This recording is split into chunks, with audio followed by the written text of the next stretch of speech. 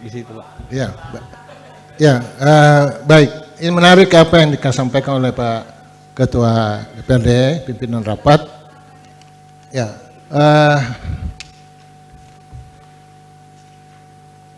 ada satu daerah, Pak, saya tidak mau sebut dulu, kecuali karena sementara finalisasi.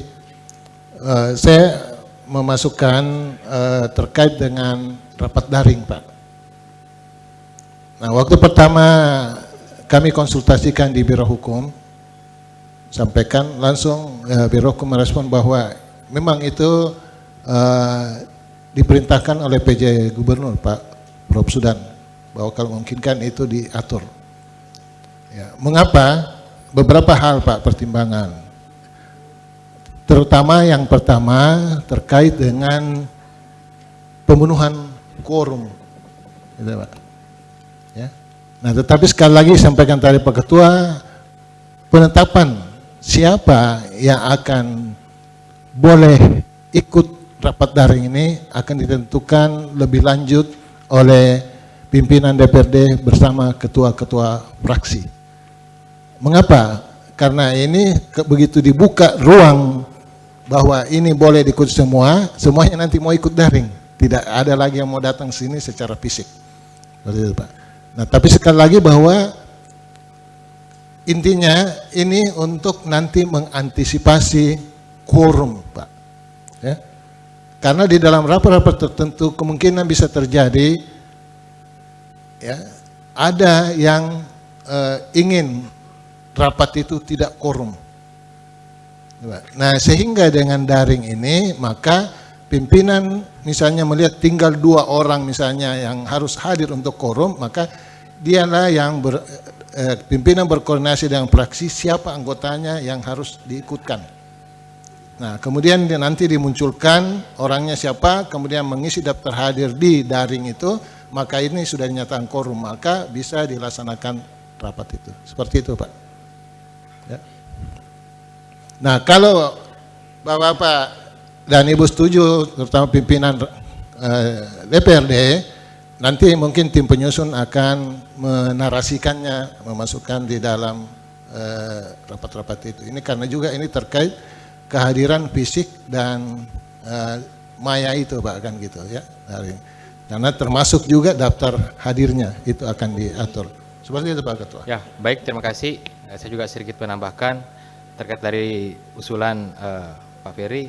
Sebenarnya sudah ada di pasal 135 ayat 3. Jadi rapat paripurna hanya dilaksanakan di luar gedung DPR apabila terjadi kondisi kahar atau force majeure. Force majeure itu dalam keadaan tertentu, kayak semisal kemarin COVID, nah itu boleh. Tapi selama tidak ada keadaan yang mendesak atau bencana alam atau apapun, itu tidak boleh. Ya, kecuali dengan keadaan tertentu. Pertanyaannya Pak Rusdi tadi. Ini menyangkut quorumnya, Pak. Ya. Misalnya kami berada di luar Sopeng, padahal ingin sekali mengikuti rapat, sedangkan jadwalnya sudah ditetapkan misalnya pada hari ini, kami berada di sana. Nah, itu bisa kami online misalnya seperti itu. Ya, silakan. Jadi saya kira begini Pak Rusdi, jelas tadi di tertib awal kita bahwa harus dihadiri 1/2, arti 1/2 lebih dari 1 secara fisik. Ini bisa dilakukan rapat-rapat begitu kecuali dalam keadaan kondisi yang urgen. Ya, apa yang tadi dikatakan Pak Ketua bahwa kondisi dalam keadaan ada musibah. Kalau dalam keadaan normal itu tidak bisa. Karena jelas tadi bertentangan lagi dari pasal awal bahwa harus dihadiri secara fisik. Saya kira seperti itu Pak Ketua. Ya. Kita lanjut ya. Lanjut? Lanjut. Oke. Pasal 136. 137. Pakaian. Ya, ini banyak biasa melanggar. Betul. Jangan tunjuk-tunjuk tahu Pak XK tidak boleh tahu tuh. jadi huruf A pakaian sipil harian PSH dalam rapat DPRD tidak mengambil keputusan. Ini juga biasa kita langgar. Menurut saya PSH ini juga penting, tetapi juga untuk melonggarkan. Yang penting kita menggunakan pakaian yang sifatnya nasional, bebas, dan rapi. Pakaian nasional. Jangki juga pakai celana jeans, karena itu bukan pakaian nasional. Jadi yang saya maksud adalah pakaian nasional, bebas, dan rapi. Bisa juga pakai PSH. Karena banyak teman-teman di sini sudah ngukur PSH. Teman-teman yang baru sudah dan masih baru. Bisa, termasuk kami juga boleh. Tapi kalau dia menggunakan kemeja juga tidak dilarang. Yang penting kita sepakati di sini. Ya memang bermasalah kemudian kalau dia pakai oblong dengan pakai jeans, saya kira itu. Itu saran saya. Ya, silakan Pak. Bagus itu Pak, karena sudah ada di ayat 2-nya Pak, Bapak bisa baca.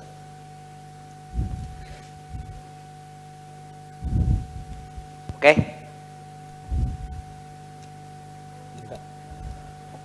Ini sudah jelasin. Iya, tapi nasionalnya belum ada Pak. Oh ya, mungkin bisa ya. Masih ada pakai nasional. Nah, Karena bebas rapi juga itu. Kalau saya pakai kemeja yang yang pakai apa namanya? Saya gulung-gulung apa, kemudian menurut saya rapi dan rapi gitu. Oh, Tapi ini tidak nasional gitu. rapi gitu yang menurut Rapi Bapak itu, ya Pak. digulung-gulung Iya. itu ya. Gulung-gulung baju kan rapi juga itu. Iya. Tapi itu bukan nasional. Ya. Ya, terserah batik boleh, yang penting dia pakai nasional. Ya. Baju bodo juga boleh bagi perempuan. Boleh.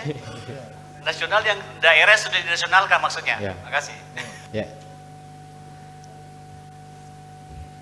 Izin Ketua. Ya, Ya. Di ayat 2-nya nanti saja ditambah Pak ya. Pakaian nasional yang bebas rapi gitu maksud Bapak ya. Ya, Ya. baik. Di ayat ketiga Ketua. Dalam hal melakukan kunjungan kerja, peninjauan lapangan atau reses, pimpinan dan anggota DPRD mengenakan pakaian sipil harian PSH atau pakaian dinas harian PDH lengan panjang. Itu mandrasa Pak Wakil Ketua 1. Pada pakai cetoko kampungna. Betul kan? Berarti Pak Wakil Ketua 1 tidak setuju ini. Kira-kira begitu. Maka menurut saya sekali lagi bebas dan rapi yang nasional. Kalaupun kita ingin mengangkat kearifan lokal juga tidak apa-apa karena kita memakai batik apa namanya daerah toh itu boleh saya kira.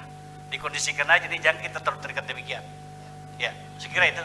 Ya. Terima kasih. Ya. Selanjutnya, silakan. Ya, saya cuma menyambungkan, menjadi kalaupun kita sepakat dengan apa yang dikatakan Pak Herwin Taha, mungkin bisa dirubah narasinya ini, Pak. Makasih.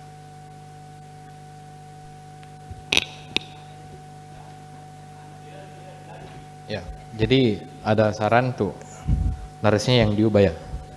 Ya, setiap Ya, nanti disesuaikan Pak narasinya seperti masukan dari Bapak tadi terkait dengan kunjungan kerja dengan rapat-rapat yang Ya. nanti. Ya. Oke, kita lanjut. Kita lanjut ke pasal 138.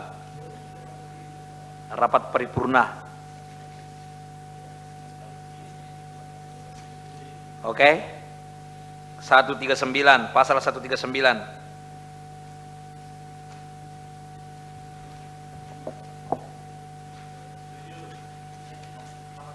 Pengambilan keputusan. Bab 10. Pasal 140. Oke. Iya, pasal 141.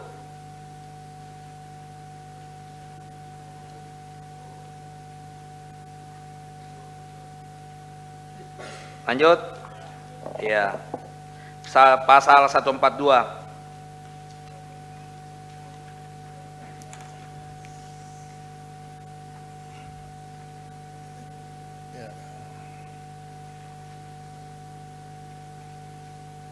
Tunggu dulu, dibaca dulu nih, penting ini.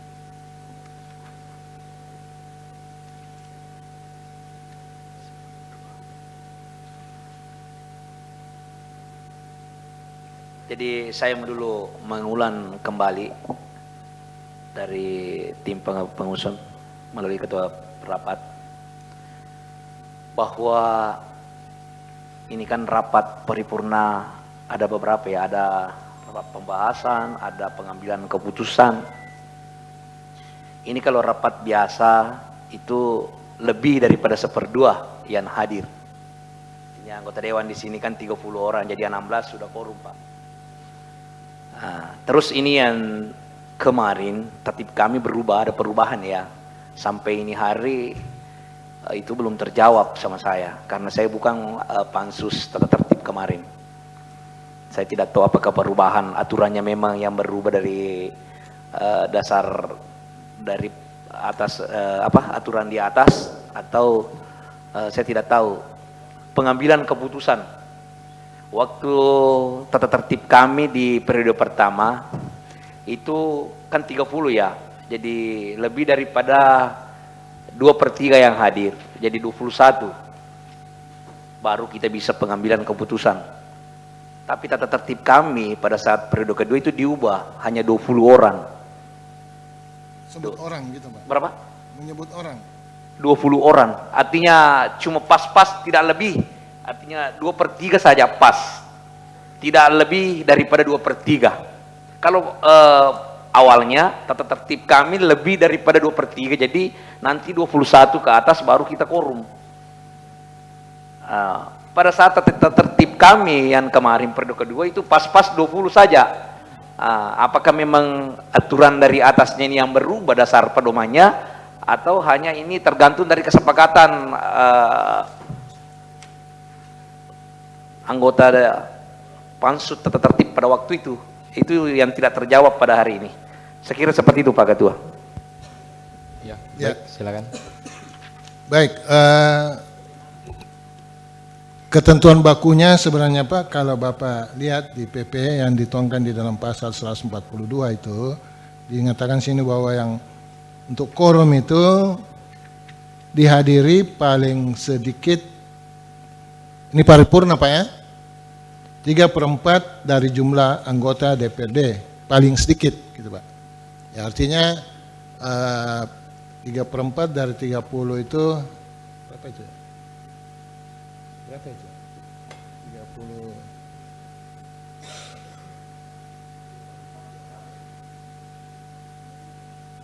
3 kali 30 bagi 4 23 Pak ya. Jadi ini paling sedikit 23, di atas boleh gitu Pak ya. Nah, itu yang harus hadir ya, dihadiri. Nah kemudian jadi ini dibagi-bagi Pak, ada paripurna untuk pengambilan persetujuan atas pelaksanaan angket, kemudian pemberhentian pimpinan itu 2/3, kemudian 2/3 kali 30, 3 bagi 3, apa itu? 20, ya. Tidak dikatakan lebih Pak, paling sedikit, ya. Ya, karena tidak ada 19,5 Pak orang gitu. Ya, dibulatkan biasanya untuk supaya ini kan Pak. Ya. Nah, kemudian untuk selain rapat ini, yang 2 ini itu setengah Pak. Jadi nah ini baru di sini disebutkan Pak, lebih dari setengah, bukan paling sedikit. Ya. Jadi dia 16 Pak mestinya, bukan 15. Gitu Pak ya, untuk selain rapat-rapat dari 2 ini, rapat paripurna selain 2 ini. Ya. Iya, ini sudah jelas ya. Kita lanjut. Ya. Kita Tapi bisa saya pimpin. Saya sedikit Ya, ingin silakan. menambahkan. Sebenarnya pertanyaan Aswidin ini kita sempat diskusikan berdasar waktu BIMTEK. Kalau tidak salah kita alhamdulillah Pak Naswidin sudah memahami dan saya kira kita sudah jelas 2/3 itu adalah 20. Cuma tadi ada sedikit lagi supaya betul-betul jelas bahwa sebelumnya seperti ini. Kan begitu tadi kalau tidak salah ya, sebelumnya kita mengatakan bahwa harus 21. Tapi terkait regulasinya supaya jelas ini, bahwa kita tahu di DPR pusat itu kan sempat kemarin kita sampaikan itu. DPR pusat itu tentu dasar regulasinya adalah Undang-Undang MD3. Kalau tidak salah Undang-Undang nomor 17 tahun 2014 terkait masalah MD3. Kemudian sebelum PP 12 tahun 2018 ini ada juga PP yang mengatur terkait tatib. Kalau tidak salah 2004, saya tidak hafal. Dan itu tidak pernah berubah. Tidak pernah berubah.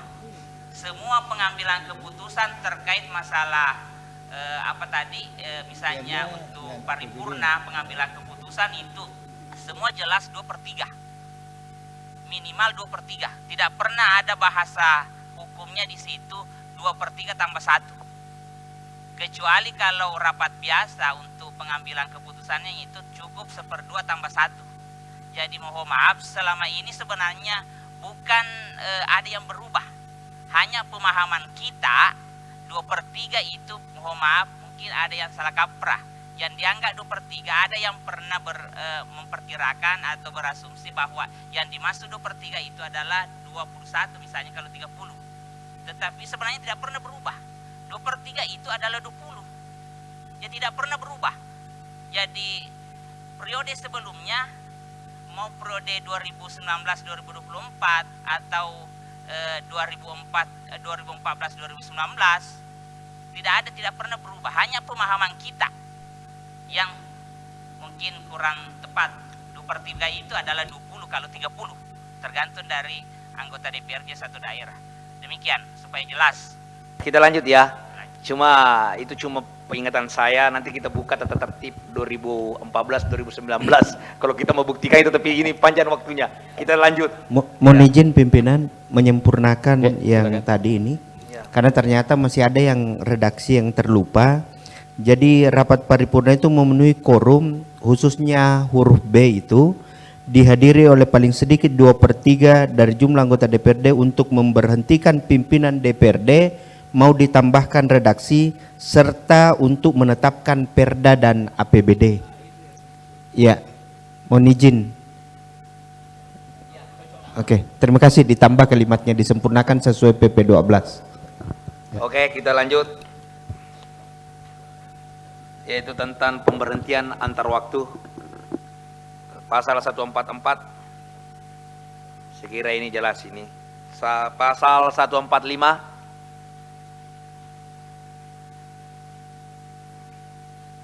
Pasal 146.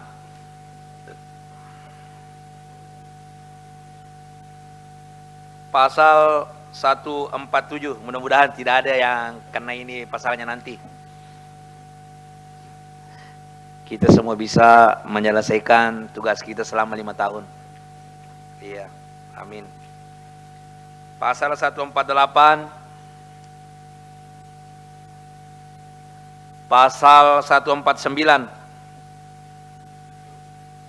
Pasal 150. Pasal 151.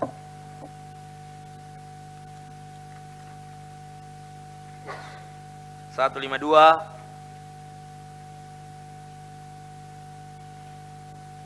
Pasal 153.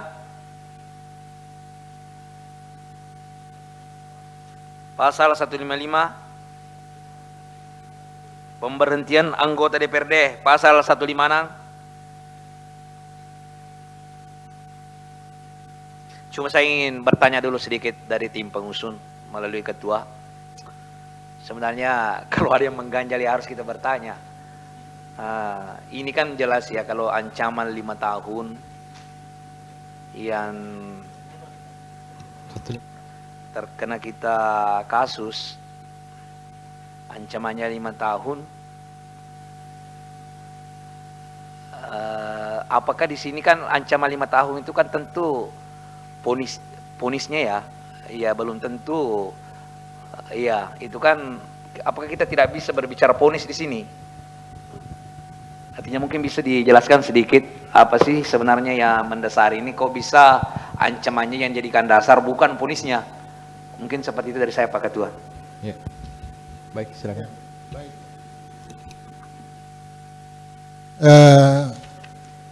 Ketentuannya ini jelas bahwa diatur di dalam PP 12 itu. Nah, yang dimaksudkan dengan kenapa Bapak tadi mengatakan bukan vonisnya gitu Pak ya. Kenapa ancaman pidananya? Karena ini memang di dalam undang-undang Pak itu yang disebutkan itu ancamannya, bukan vonisnya. Saya beri contoh misalnya begini Pak, yang pernah terjadi kemarin, mungkin ada yang ingat,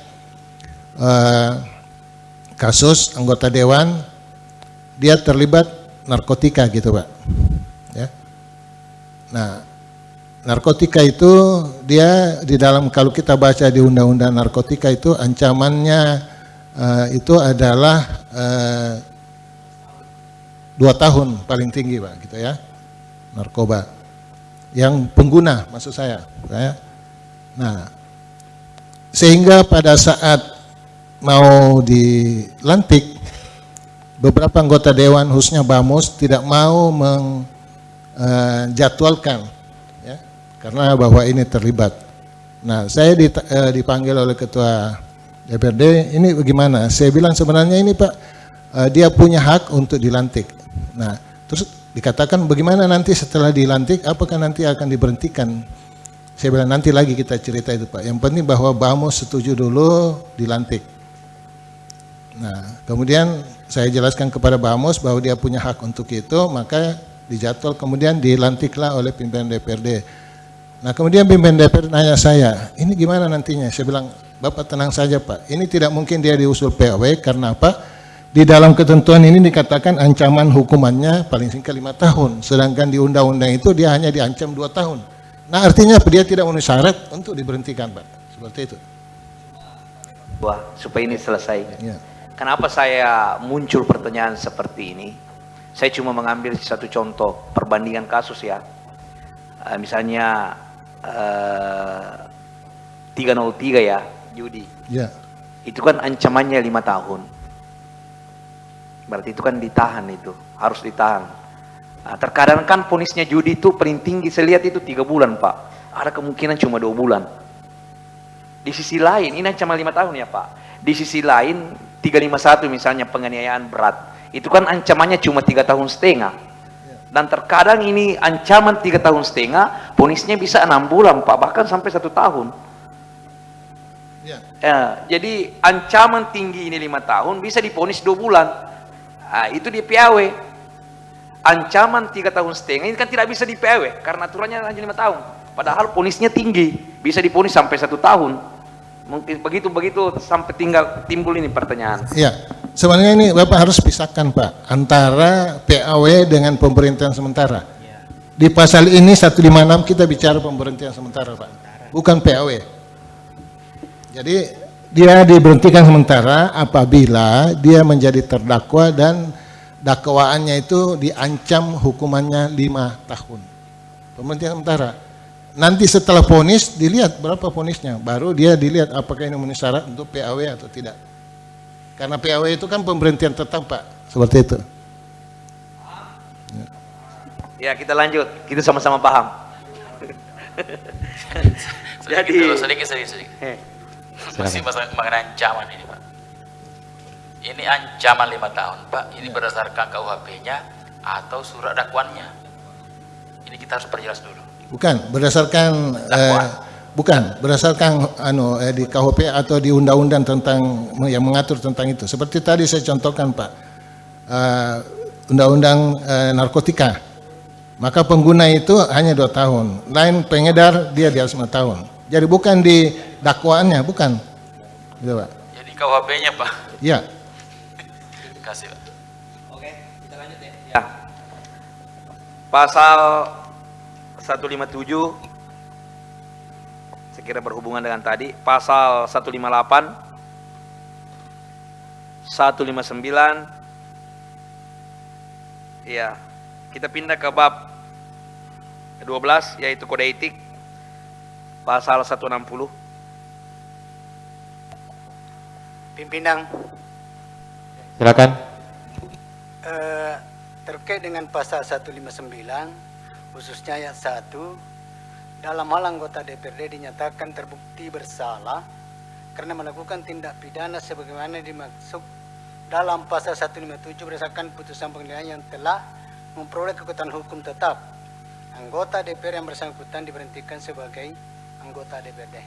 Jadi kami mohon penjelasannya di sini, berapa tahun, misalnya kalau sudah ingkrah, berapa tahun sehingga yang bersangkutan diberhentikan sebagai anggota dewan. Maksud saya, apakah tidak, kalau memang aturannya di PP 12 2018 sudah diatur itu, tapi kalau belum, apakah misalnya kalau sudah ingkrah, misalnya lebih dari 2 tahun itu diberhentikan, kurang dari 2 tahun itu kan bisa setelah menjalani hukuman misalnya bisa bekerja kembali sebagai anggota dewan. Untuk itu kami mohon penjelasannya, Pak Kasih. Ya, baik, terima kasih. Silakan. Ya. Terkait dengan 159 ini yang merujuk ke 157, ya Pak, dalam hal sudah ingkrah, berapapun hasil putusannya, itu pemberhentian, Pak. Karena ini terkait dengan tindak pidana, gitu Pak. Khususnya lagi kalau itu tindak pidana kejahatan jabatan. Tidak melihat berapa vonis yang dijatuhkan. Yang penting bahwa dia sudah dijatuhi hukuman, maka dia harus diusulkan di PAW. Pemberhentian langsung. Kita lanjut. Kode etik 160.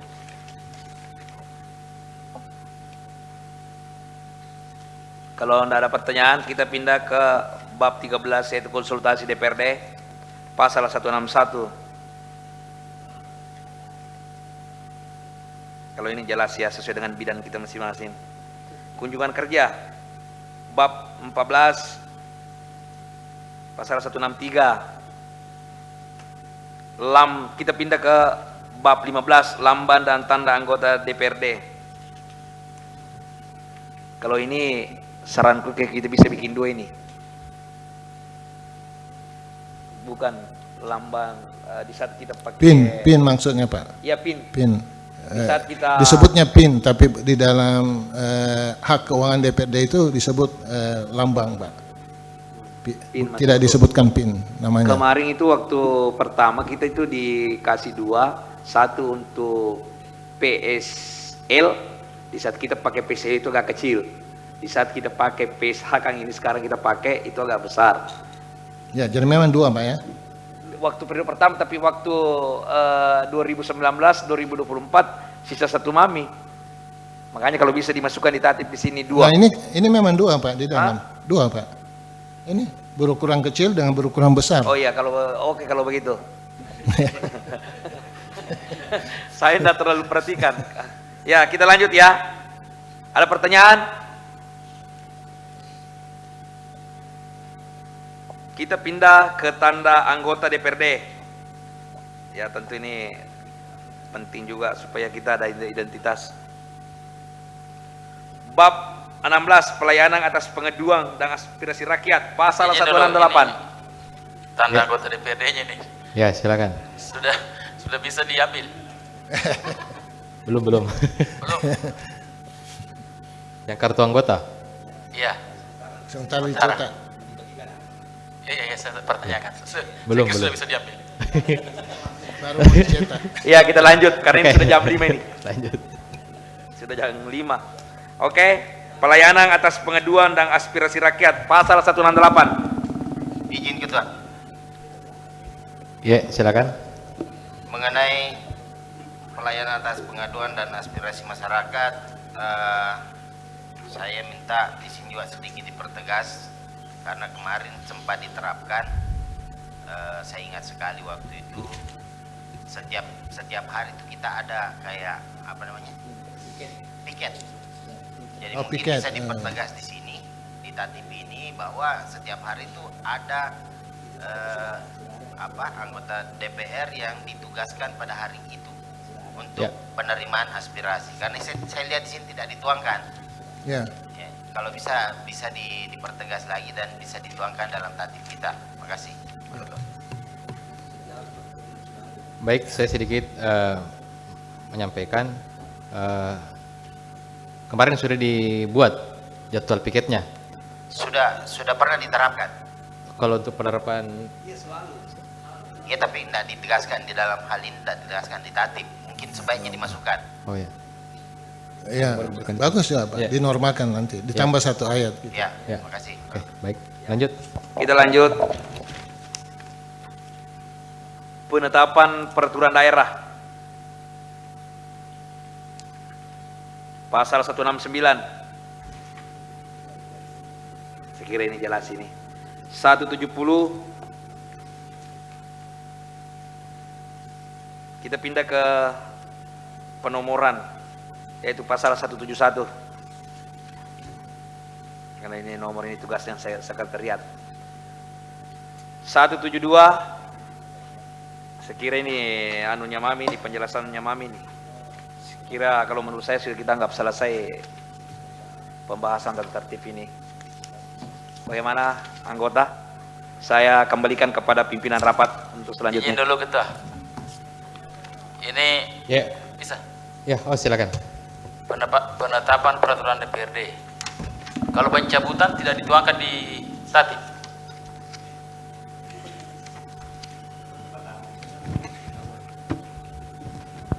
Pencabutan sebenarnya tapi Pak Ketua. Ya, Kalau pencabutan itu apabila ada aturan baru yang keluar, pasti otomatis itu aturan lama tidak dipakai lagi. Jadi tidak perlu ada pencabutan kalau menurut saya. Itu pemahaman saya. Karena karena otomatis kalau aturan kayak ini tata tertib ya, tata tertib ini sudah ditetapkan, maka tata tertib 2019-2024 otomatis sudah tidak berlaku lagi. Makanya seperti itu terus otomatis.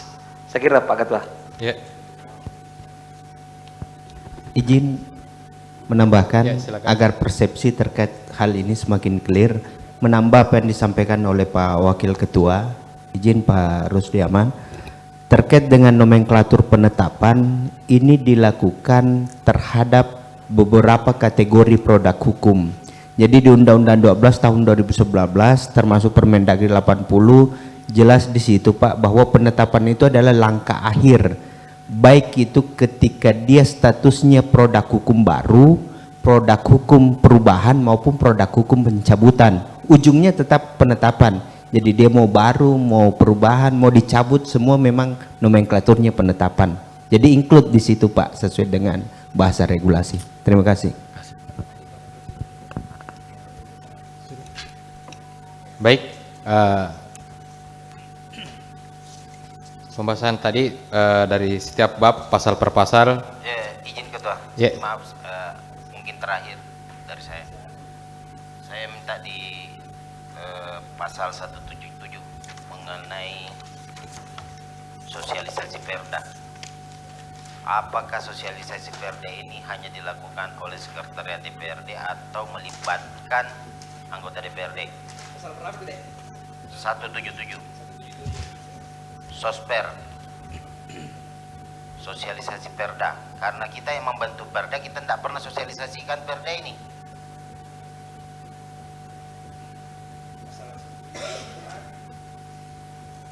Kita yang mengusulkan, kita tidak, setelah penetapan kita tidak pernah sosialisasikan.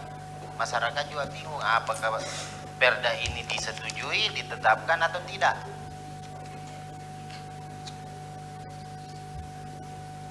Contoh kasusnya seperti halnya pengalihan fungsi lahan. Itu kan sudah ditetapkan. Pasal berapa tadi Pak? 177.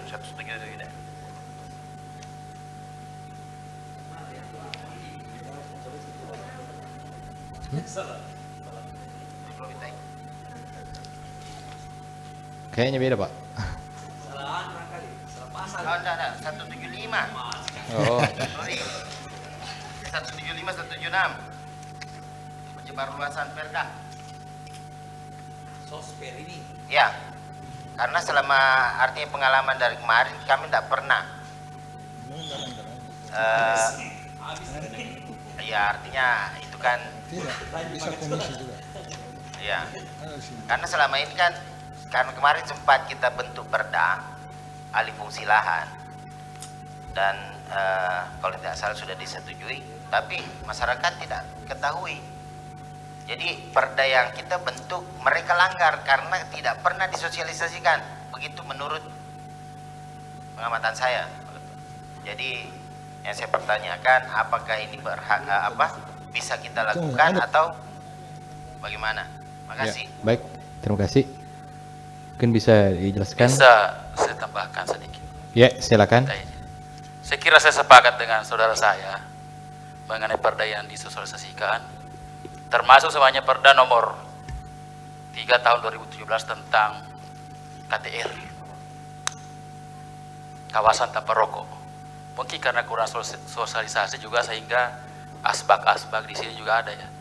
Sepengetahuan saya itu KTR kawasan tanpa rokok itu termasuk area di ruang persidangan ini. Saya kira betul juga memang apa yang dikatakan perlu disosialisasikan.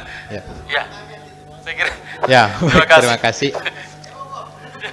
Mungkin ada penjelasan Pak terkait pasal 175 dan 176 terkait penyebarluasan perda.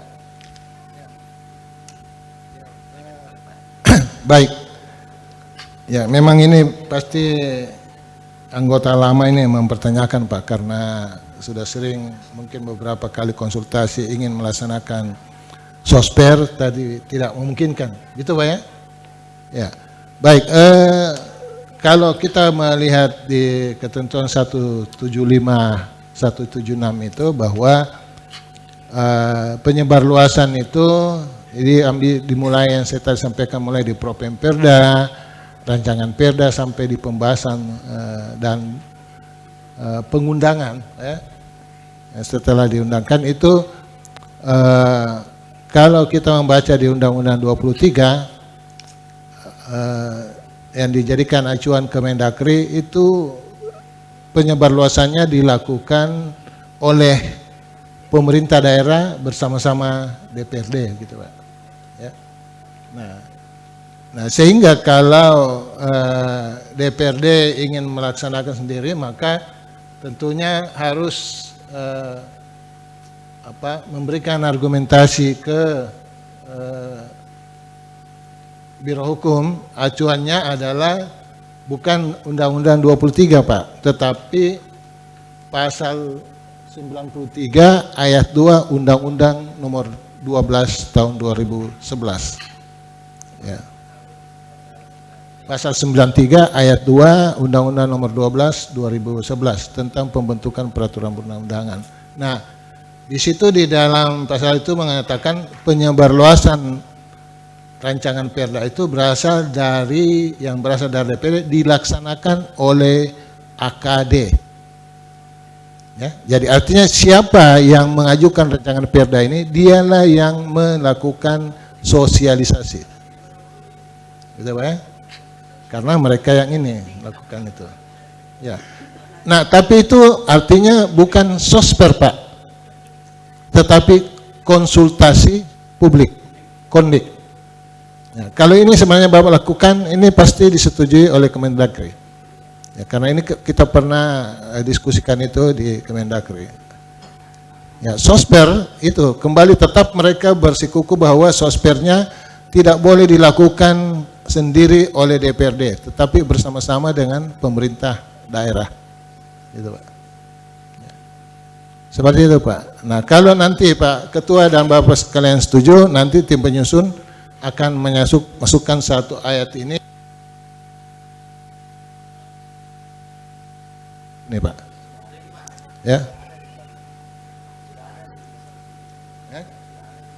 Di mana? Ada. Oh bukan, Bapemperda itu salah satu AKD. Iya, kalau di ini kan sebenarnya ada di Undang-Undang 23. Tetapi kalau mau mengacu ke Undang-Undang 12 ya, yang merupakan dasar pembentukan peraturan undang-undangan itu bukan Bapemperda disebut, tetapi AKD. Nah, memang boleh AKD kalau AKD yang mengusulkan, Bapemperda akan melaksanakan itu kalau Bapemperda yang sebagai pengusul. Nah, tapi bagaimana kalau komisi yang sebagai pengusulnya? Maka dilakukan sendiri juga oleh komisi, seperti itu. Ya. Nah, terserah Bapak gitu. Mau pakai 23 atau mau pakai 12 2011. Ya, silakan Pak Ketua. Ya, silakan. Terkait konsultasi publik, tadi ruangnya adalah Undang-Undang 12 ya tahun 2011. Kemudian untuk sosialisasi adalah rujukannya Undang-Undang 23 tahun 2012 tentang pemerintahan daerah. Rancangan Pak. Ya, tetapi ketika masuk sosialisasi Perda dan itu bisa dilaksanakan kalau bersama-sama dengan pemerintah daerah, seperti itu ya. Bagaimana kalau tetap diinisiasi oleh sekretariat DPRD dan melibatkan dari pemerintah daerah? Itu yang menjadi pertanyaan, supaya ini jelas bahwa bisa dimungkinkan bahwa kita bisa melakukan sosialisasi Perda, tetapi dengan catatan harus ada dari pemerintah daerah. Dan ini sebenarnya kita sudah lakukan. Cuma tentu karena hanya persoalan anggaran ya, mungkin persoalan anggaran selama ini mungkin masih sangat terbatas. Kemudian yang kedua tadi terkait masalah konsultasi publik. Ini sebenarnya menjadi evaluasi bagi kita mungkin sekretariat DPRD bahwa memang seidealnya karena yang dimaksud di situ AKD, karena ini inisiatif DPRD ini harus ada kesamaan persepsi, karena pengharmonisasiannya pembulatannya itu adalah memang dari Bapemperda. Tetapi sebelum masuk ke situ kan ada usulan dari komisi. Ini yang perlu diperjelas supaya teman-teman untuk prodi ini bisa mengambil peran, bahwa bagaimana ketika seumpamanya usulan yang membidangi dengan Perda yang terkait itu yang seharusnya menjadi peserta atau inisiator sebagai konsultasi publik. Saya kira seperti itu.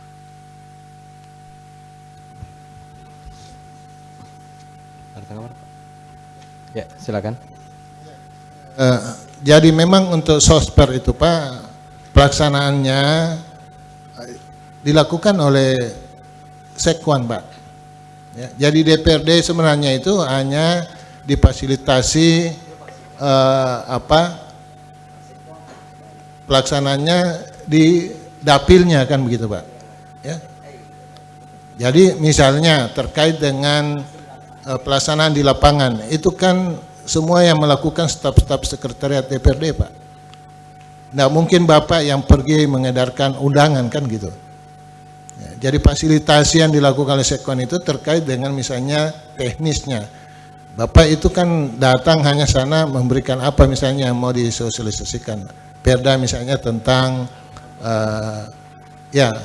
menjadi salah satu narasumber di sosper itu. Ya, karena sebenarnya tujuan sosper itu kan hanya untuk, kalau mau dikatakan secara terbuka Pak, hanya mau ingin mendekatkan anggota dewan itu dengan konstituennya. Itu yang tujuan utamanya sebenarnya. Baik kan? Itu tujuan utamanya Pak, mendekatkan anggota dewan ke konstituennya, bahwa mereka itu tidak dilupakan gitu. Begitu selesai mereka, tapi itu termasuk tentunya menyampaikan informasi terkait dengan Perda yang berlaku di pemerintah Kabupaten Sopeng. Nah, termasuk pemanggilan dan semua, Bapak tinggal menyampaikan misalnya di dapilnya Bapak itu siapa-siapa yang misalnya mau diundang, nanti akan difasilitasi oleh sekretariat DPRD. Seperti itu Pak, teknisnya yang selama ini dilaksanakan. Ya, itu kan perbedaannya Pak.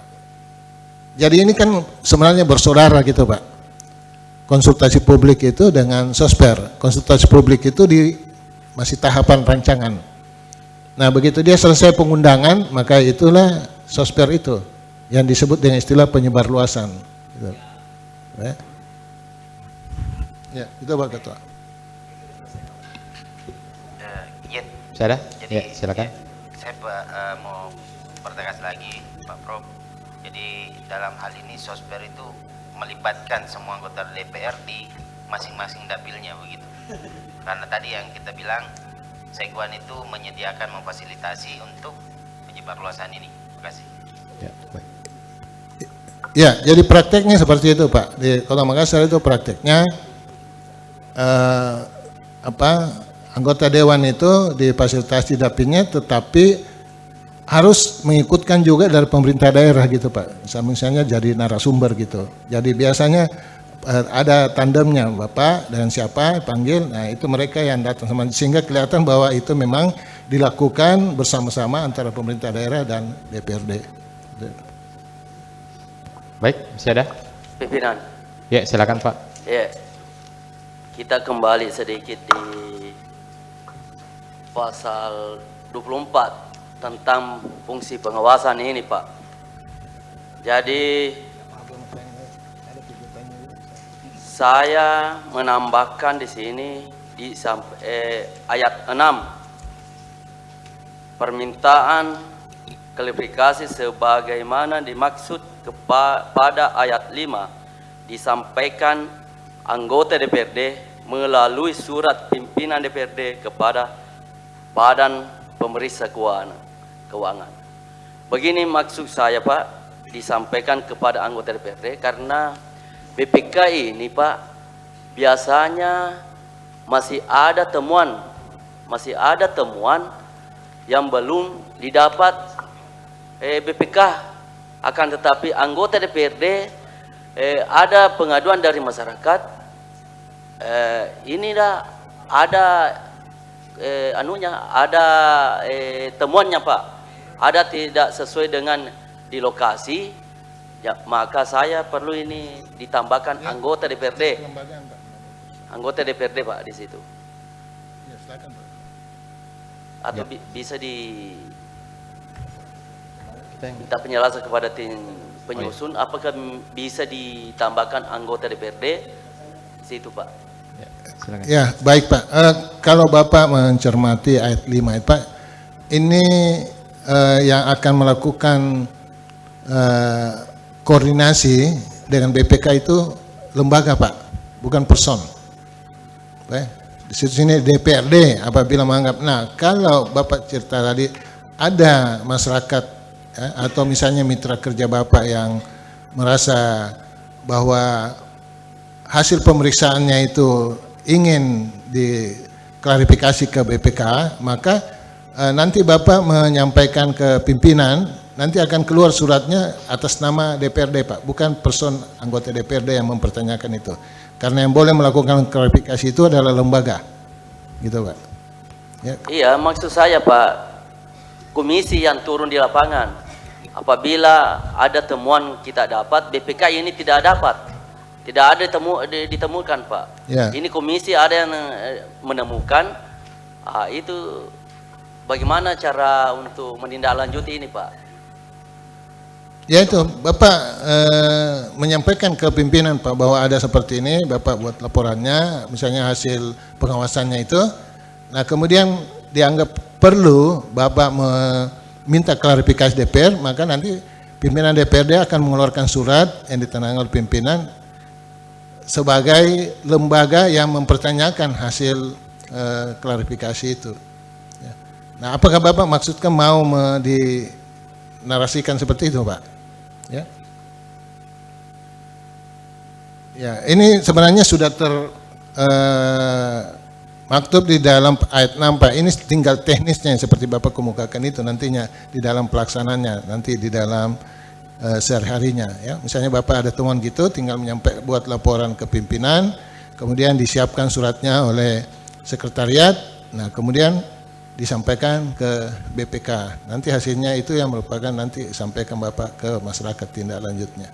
Seperti itu Pak. Ya. Sebenarnya maksudnya takdir begini sebelum kita tutup. Apakah katanya itu kalau kita temuan misalnya di komisi ya, dan ini sudah dilakukan beliau karena waktu itu rapat di bawah dia kalah waktu itu, maka dia lapor sendiri ke Polda. Tidak boleh ya, tidak bisa atas nama person. Begitu maksudnya. Ini maksudnya nanti apabila ada katanya temuan di bawah, ada rekomendasi dari komisi, saya tadi bercanda, dari komisi di bawah naik ke pimpinan DPR. Nah, begitu maksudnya. Nah, begitu Pak. Iya. Sekian sudah. Oke. Ya. Pembahasan tadi sudah jelas semua. Ada beberapa masukan. Di kedepannya akan ditindak. Ini sampingan di Ida. Apa gimana? Tidak ada waktu.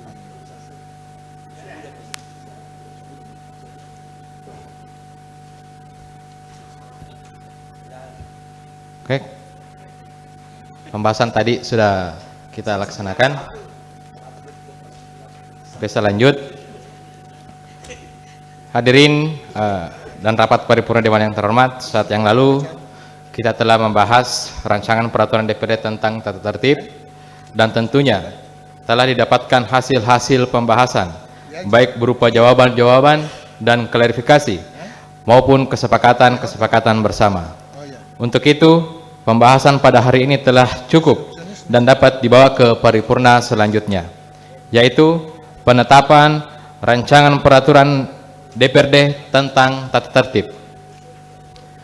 Akhirnya, dengan mengucapkan syukur alhamdulillah, rapat paripurna pada hari ini, Senin tanggal 28 Oktober 2024 pukul 17.29 waktu Indonesia Tengah dengan resmi saya tutup. Terima kasih. Wabillahi taufiq wal hidayah. Wassalamualaikum warahmatullahi wabarakatuh. Waalaikumsalam.